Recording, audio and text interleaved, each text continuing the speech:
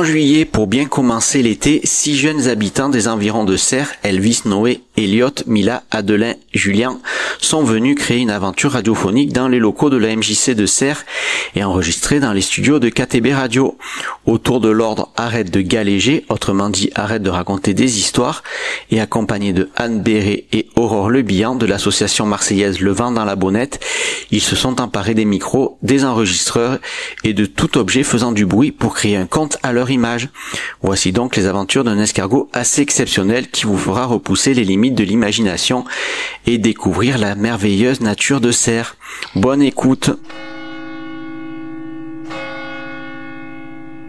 Les aventures d'Eddie Michel l'escargot.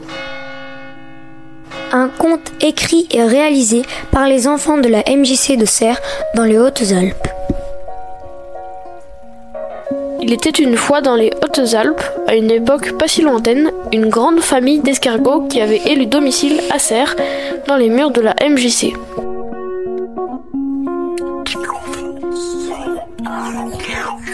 Ils vivaient leur vie d'escargots, leur cœur caoutchouteux glissant les jours de pluie sur les murs en pierre, sur les rochers du bord de la rivière du Buèche, et grignotant les salades des potagers au grand espoir des Serrois. Une belle vie d'escargot, contemplative, lente et douce. Un jour, une petite nouvelle naquit dans la tribu. Ou un nouveau. On ne sait pas vraiment car les escargots sont hermaphrodites. Hermaphrodite, ça veut dire quoi?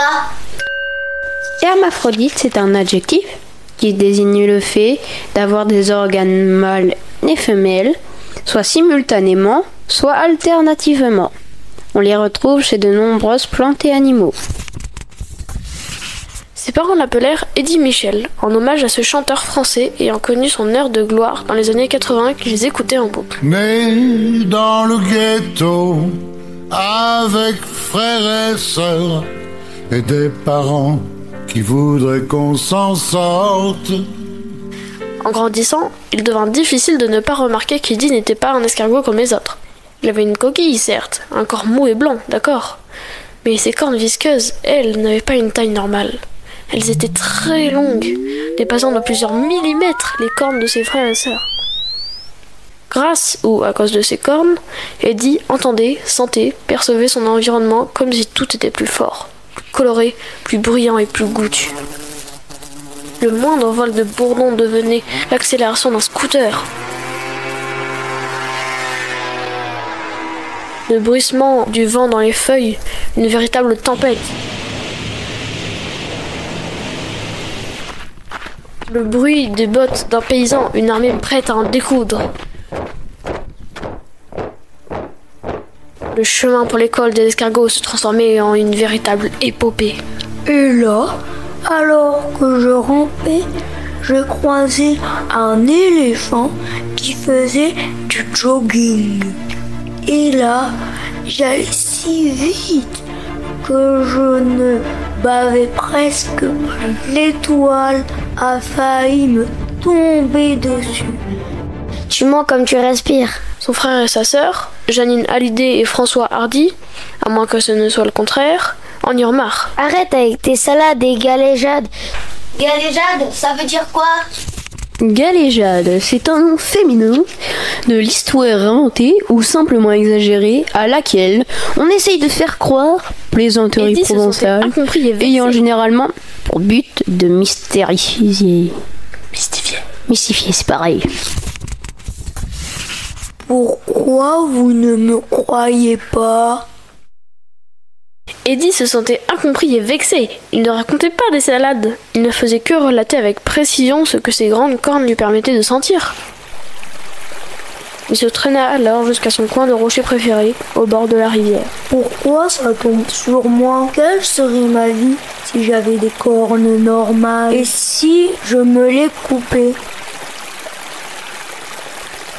Alors qu'il ruminait ses pensées en regardant dans le vide, ses cornes furent attirées par des ondes aquatiques qui venaient se briser contre le rocher.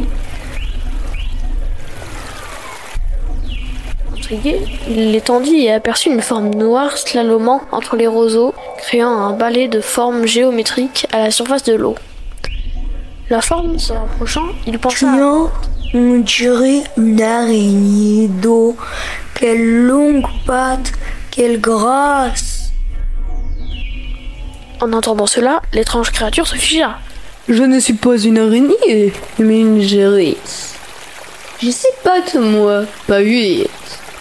Je suis une artiste de l'éphémère qui dessine des fresques sur l'eau avec mes pattes super légères. C'est autre chose que toi avec ta grosse maison sur le dos. Mais qu'est-ce que tu fais ici? Les escargots, ça n'a rien à faire sur l'eau. Et puis c'est trop bizarre tes cornes. Tu devrais en faire quelque chose, tu vois, les couper ou les coiffer. Eddie Michel lui raconta son histoire et sa difficulté à trouver sa place chez les escargots à cause de sa grande sensibilité. Lilo était un peu étonnée car c'est grâce à sa capacité à sentir les vibrations de l'eau qu'elle pouvait rattraper ses proies et les manger. Elle n'écoutait que très distraitement l'histoire de Eddie Michel et ne pouvait s'empêcher de continuer ses glissades et d'admirer ses propres ondes.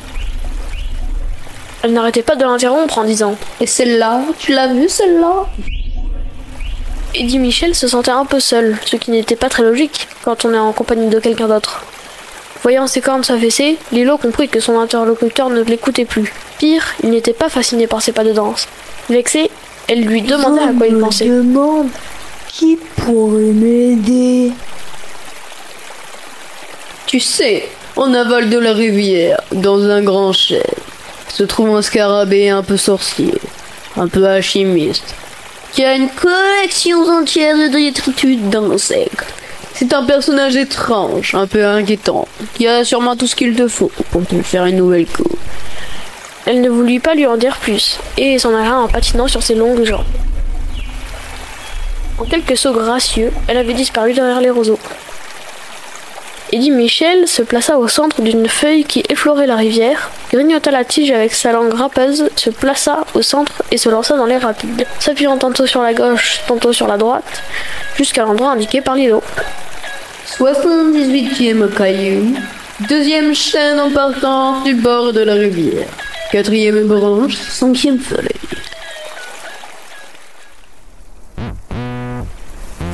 Un insecte ressemblant à un croisement entre un scarabée, un rhinocéros et un soldat médiéval japonais surgit. Jean-Louis.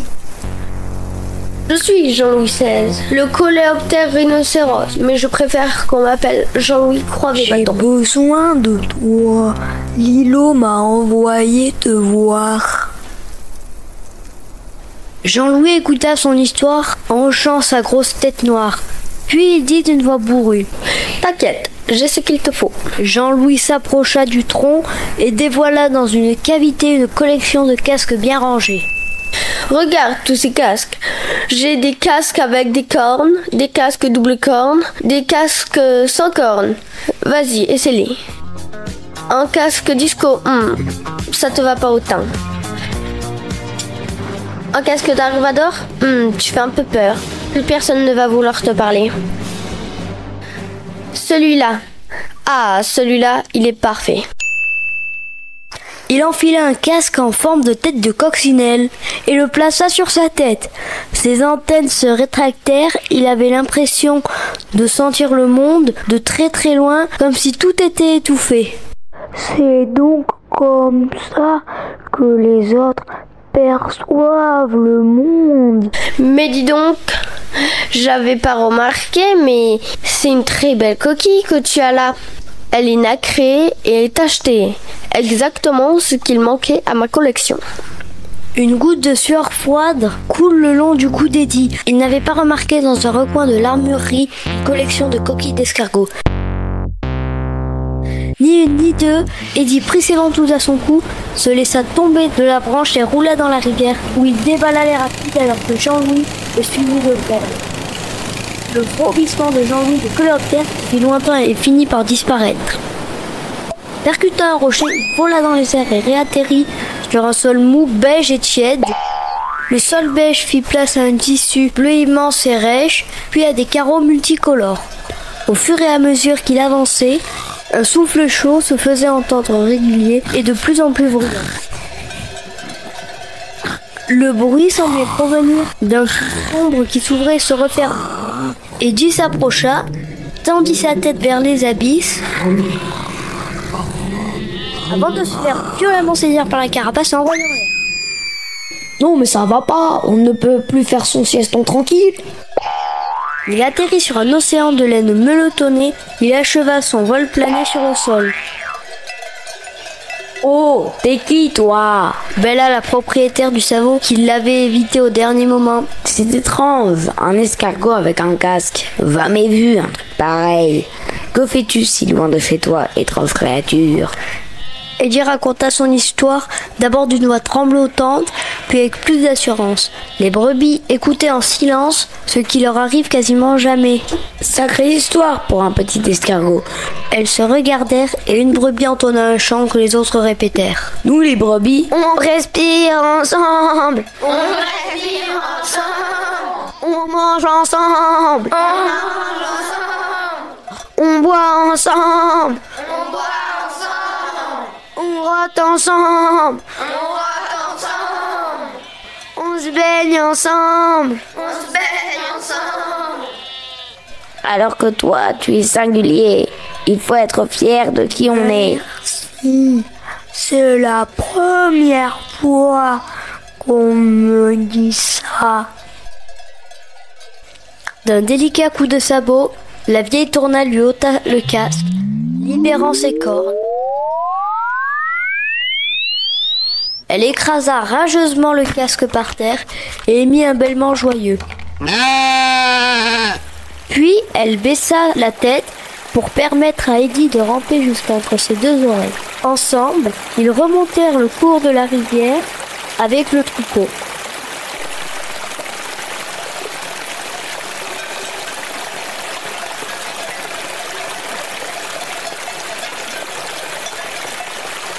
Vous êtes arrivés à Serre. Bonne chance. N'oublie pas que tes cornes sont une chance et non une malédiction.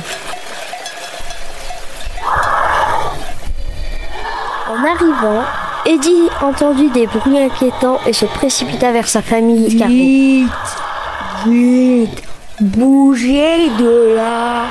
Il y a des griffons qui approchent. Ils veulent nous manger en persillade au vin blanc. Mais ni sa sœur Janine, ni son frère François, ni même leur cousine Dalida ne bougèrent ne serait-ce que d'un millimètre carré de coquille. Ah ben tiens, t'es là toi, griffon. Y a pas de griffon ici. Encore une galéjade, tu n'as pas changé. Sympa l'accueil. Moi aussi, vous m'avez manqué. Peu importe que ça soit des griffons ou des canards, la fin sera la même. Bon, mais c'est bien la dernière fois. La famille d'escargots se réfugia alors sous une pierre et tous rentrèrent dans leur coquille, juste à temps pour éviter le raid de deux petits canards bien décidés à les gober. Bon, j'avoue, pour une fois, tes longues cornes nous ont bien servi. La tribu d'escargots félicita Eddie, qui en était tout fier. Et puis tes galéjades sont amusantes. Elles rajoutent un peu de piment à notre quotidien. Depuis ce jour, Eddie est le gardien de la tribu, alertant de l'arrivée de celles et ceux qui pensent que les escargots font de bons barbecues et persillades. Et à ses heures perdues, il aime raconter ses salades et autres galéjades à qui veut bien l'entendre, amusant la galerie. Fin.